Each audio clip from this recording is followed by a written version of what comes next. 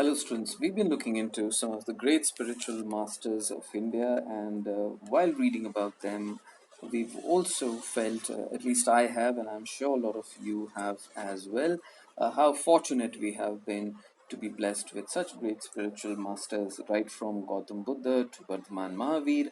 Of course, both of them were contemporaries to Father Shankaracharya, Guru Nanak Dev Ji, Sant Kabir, Meera, Tukaram, Sant Tukaram, all of these great masters, Ramakrishna Paramans, though we haven't, definitely he's not covered in this chapter. We have finished Mirabai, that was where we left yesterday. Today we go into the reconstructing histories of religious traditions, and before that, we first try and cover Shankaradeva. In the late 15th century, Shankaradeva emerged as one of the leading proponents of Vaishnavism in Assam. His teachings, often known as Bhagavati Dharma, because they were based on the Bhagavad Gita and the Bhagavad Puran, focused on absolute surrender to the supreme deity, in this case, Vishnu.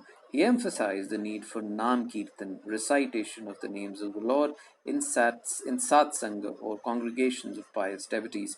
Students, as you can see, much before Guru Nanak Dev Ji and the other saints who came with this tradition of bhakti, just chanting the name and chanting the name. The chanting of name uh, was considered to be the most important and the simplest way to achieve divinity and to please gods, and it has been done for that is just the chanting of name for thousands of years in our tradition and in our history and in our culture.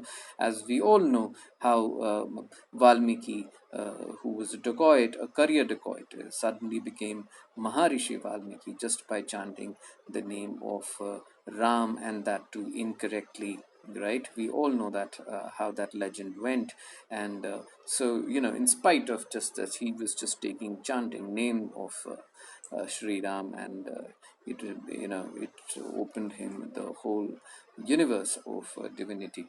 So today we go into reconstructing histories of religious traditions. We have seen that historians draw on a variety of sources to reconstruct histories of religious traditions. These include sculpture, architecture, stories about religious preceptors, compositions attributed to women and men engaged in the quest of understanding the nature of divine. As we have seen in chapters before, sculpture and architecture can only be understood if we have a grasp of the context, the ideas. That is, essentially, students, you must have heard of this saying that mm, that every context has a pretext. That is, there has to be something before the actual thing. That is, what about the textual traditions regarding religious beliefs? If you return to the sources in this chapter, you would notice that they include a wide variety, written in several different languages and style.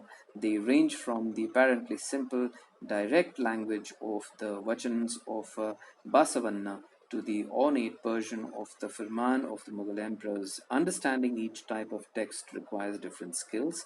Apart from a familiarity with different languages, the historian has to be aware of the subtle variations in style that characterize each genre.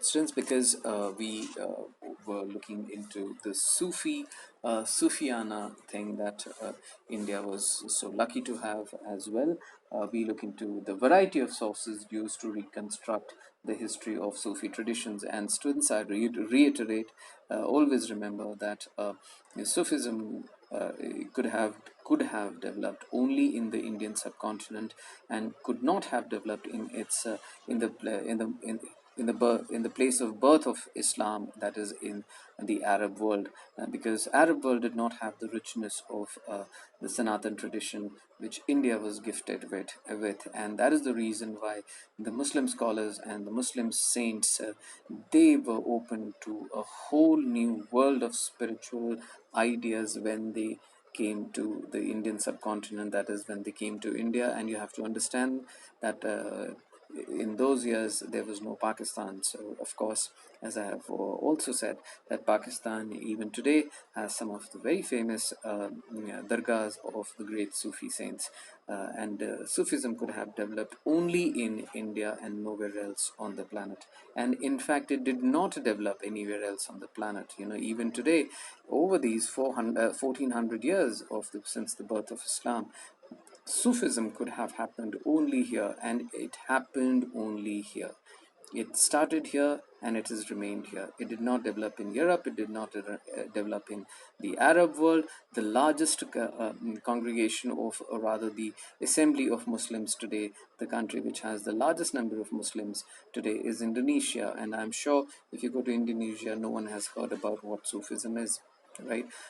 Because they have no idea what Sufism is. It is something which developed only in Indian subcontinent because it drew up enormously from our Sanatan traditions. A wide range of texts were produced in and around Sufi khankas. These included treaties or manuals dealing with Sufi thought and practices of Kashaf ul Mehjoob of Ali bin Osman Hujviri, died in 1071. An example of this genre, it enables historians to see how traditions outside the subcontinent influenced Sufi thoughts in India. Malfuzat, literally uttered conversation of Sufi saints. An early text on Malfuzat is the Fawaud Fawd, a collection of conversation of Sheikh Nizamuddin Aulia, compiled by Amir Hassan Sizvi Dehlavi, a noted Persian poet. Source 9 contains an excerpt from this text. Then we come to point 3, that is Maktubat, that is literally written collections of letters. Letters written by Sufi masters addressed to their disciples and associates. So this gives you an idea that now the knowledge was not just being transferred vocally, but now the great Sufi masters, if they had not themselves started writing it, but definitely someone had started noting down, taking down their whatever they had been uttering and whatever they had been discussing and their ideas. So someone was noting all that down. People had started documenting all those things. While these all tell us about the Sheikh's experience of religious truth that he wanted to share with others, they also reflect the life conditions of the recipients and our responses to their aspirations and difficulties, both spiritual and mundane. The letters known as Maktubat-e-Imam Rabbani of the noted 17th century Naqshbandi Sheikh Ahmad Sarhindi. Students, this is a very famous name, that is Naqshbandi Sheikh Ahmad Sarhindi, whose ideology is often contrasted with the liberal and the non-sectarian views of, though he was definitely, his views were far more rigid than the other Sufi scholars, but he is a very famous name. Tazkiras, literally to mention them and memorize, biographical accounts of saints. The 14th century Siyarul Aulia of Mir Khurd Kermani was the first Sufi Tazkira written in India. It dealt principally with Chishti saints, and the most famous Tazkira, that is the Akbar ul Akhyar of Abdul Haq Muhaddis Dehlavi, died 1642. Of course, students, these names are tongue twisters, and I can completely understand that, but there's no harm going through it once because it gives you a certain amount of idea, about the great. You have to understand, students, that yes, there would be people who would be just into spiritualism, right? That Sheikh Nizamuddin Aulia Sahib or Hazrat Khwaja Moinuddin Chishti Sahib, or for that matter, some very very and some very famous other dargahs in India and in Pakistan.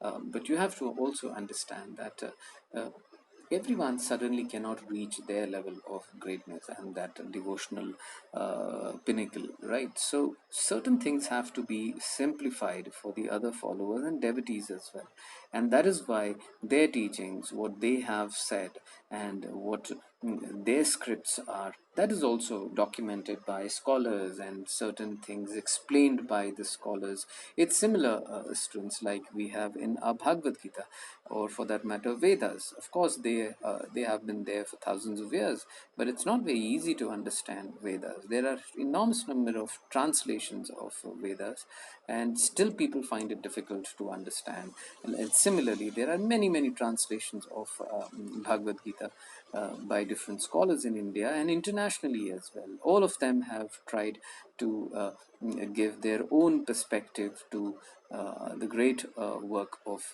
Bhagavad Gita, and they all have tried to explain it in their own fashion. Some of the greatest Indian scholars have done it, and some very famous. In fact, if I give you certain names, you would be surprised that one of the great freedom fighters of India, Bal Gangadhar Tilak, he has also written a commentary on Bhagavad Gita. Then one of the great saints of India, and this, Sri Aurobindo, has written his own commentary on Bhagavad Gita. Then, yes, Dr. Sarvapalli Radhakrishnan, who, of course, we all know, one of the great scholars, India's first vice president and the second president of India.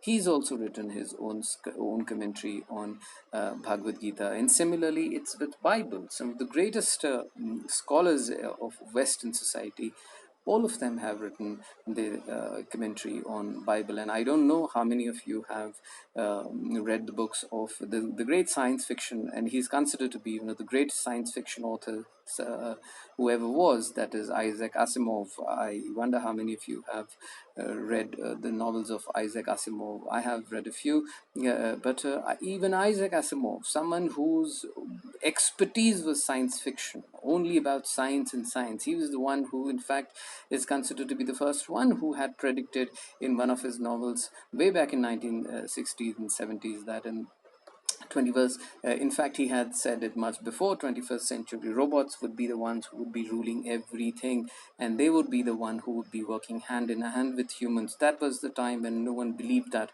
but Isaac Asimov had done it much before. Even someone like Isaac Asimov has written his whole commentary on the Bible. Okay, it's a very thick and it's a very voluminous work. I think it has about 800 pages, and he has also written his on Bible. And there's also another famous book by Isaac Asimov on Bible, Before It Began, something like that.